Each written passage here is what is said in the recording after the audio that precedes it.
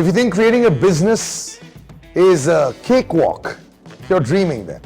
Creating a brand and a business is like art. And art has an identity. And that identity has to be imprinted on each person's mind. That's when you get a brand. Every brand is created by industry stalwarts and business wizards. The whole idea is they all strive to make their company in the top 1% bracket of the world's leading companies. So many of them succeed, so many fail. But in this show, we'll take you to all those ones who've succeeded in making their businesses a world and leading brand. So Radio City and Midday decided to bring all the titans of this industry all together at one place. They are the titans because they are the leaders of their respective categories. And that's why we created the 30 Powerlist. This is going to be a treasure trove of knowledge that you will want to always tune into. So welcome to the 30 Powerlist. 30 inspirational brands and 30 Power Pack stories.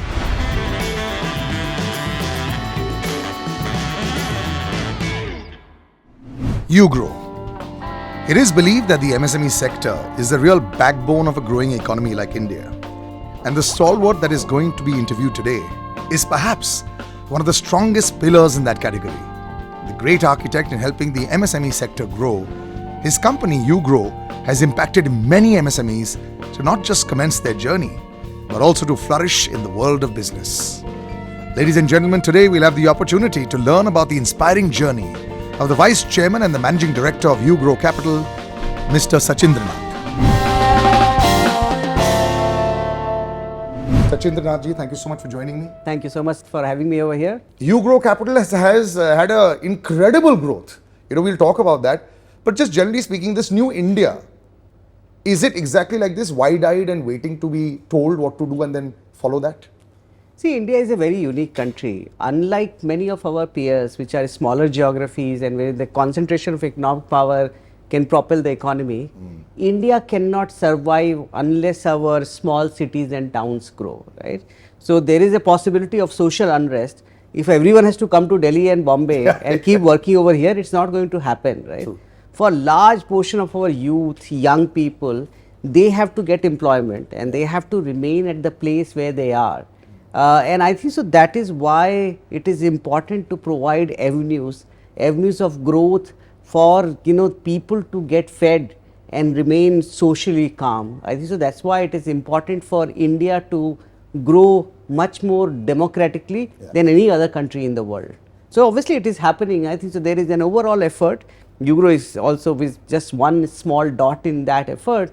But I think so the government, the policy maker, everyone is trying to grow the real Bharat. Correct. I think that's very important. What you said is, I think the last 5 years I've seen more of it that has happened. But it's also a logistical nightmare. It's very difficult to penetrate.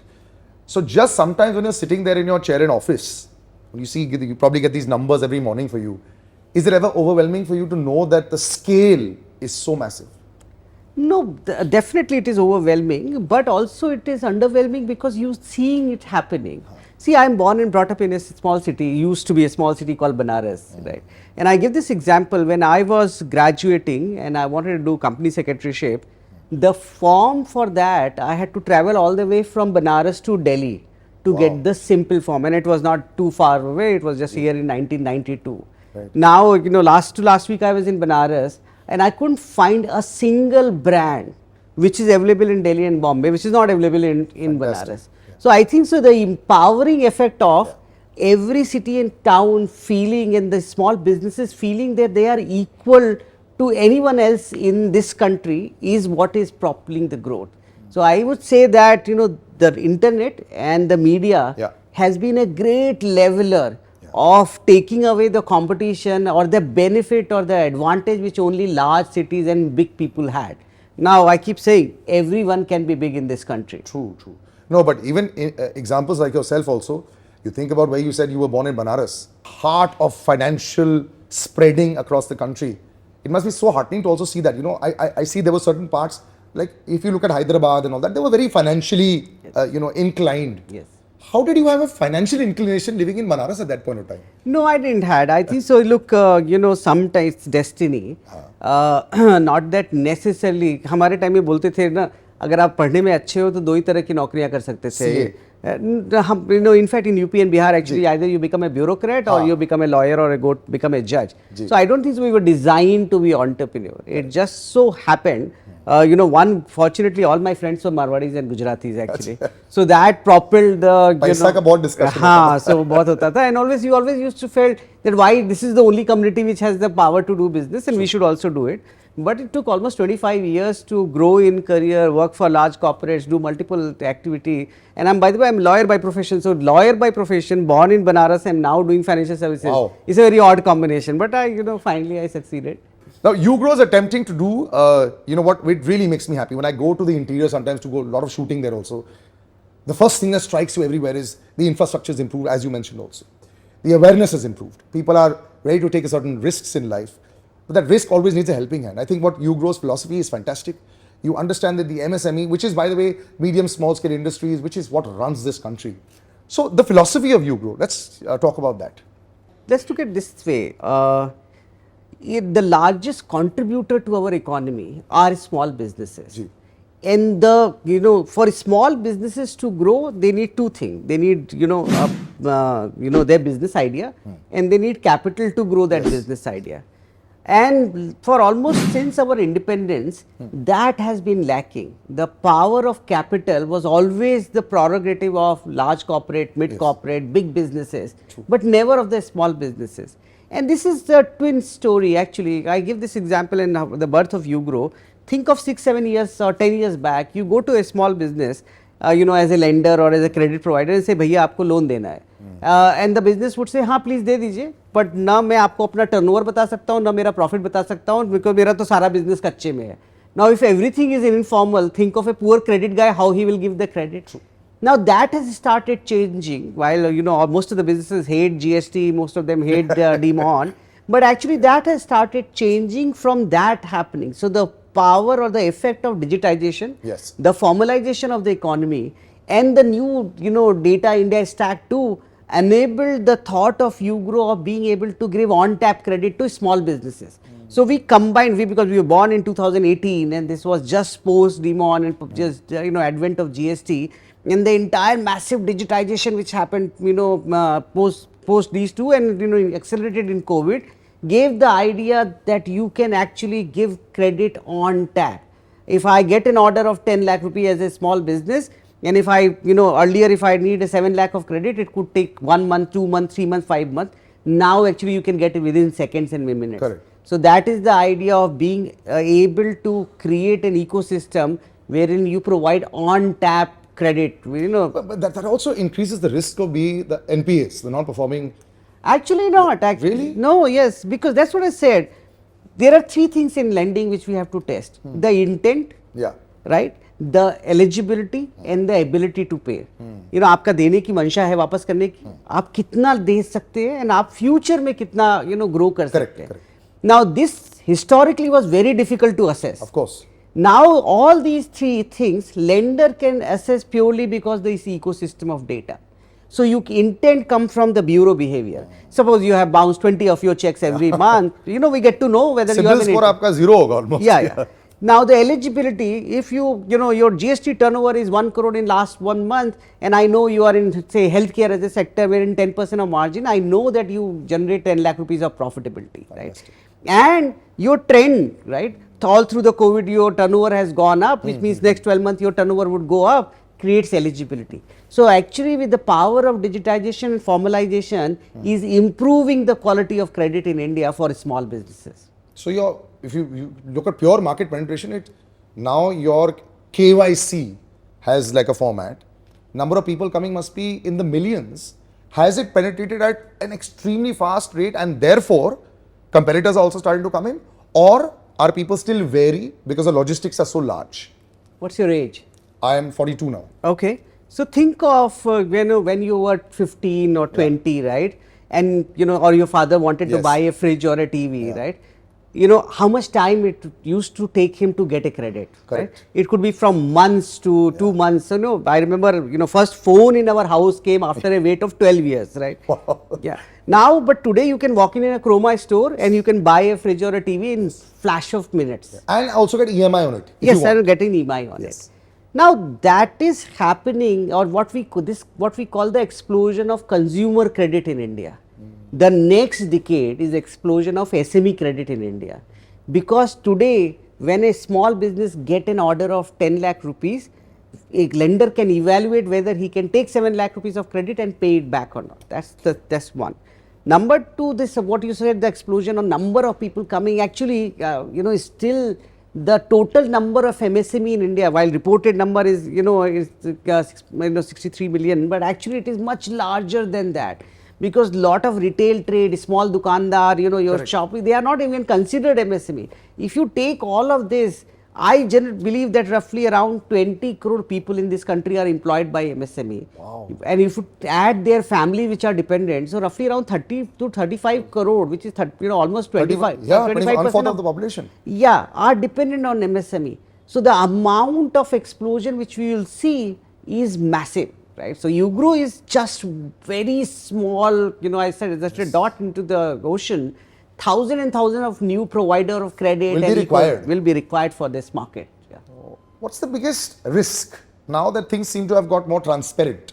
Is there still a risk that is there, or should, by what you're saying, should we have a new lender cropping up every week and you'll still not be able to service the clientele? The challenge in India is that there are two types of lenders. One are banks, and other are non-banks, Yes, like us, NBFCs, right? yes. And then there is this what you call fintech and so others. So they are form of all non-banks. Now banks have multiple things to do, in our country. First, they have to take your money, keep that money safe, right? So that's why they what we call them the liability side institution. True. Then they have to give money now, but they don't have to give the money only to SMEs. They have to give it to consumer. They have to give to large corporate, and their architecture and system doesn't allow them necessarily to focus for one particular segment, right? The others, which is like us, have all the ability to reach to the customer, understand it, but are constrained because we don't have the same power of money which a bank have. True. Right. So I think the constraining factor why UGRO multiplied by thousands are not coming into the marketplace, because it is a business of capital and that is not easily available. Very difficult to augment, the most equity capital and the debt on top of that to build these businesses over a long period of time. And also you have to have experienced people to be able to do that also. Here you literally, people say you need visionaries in business.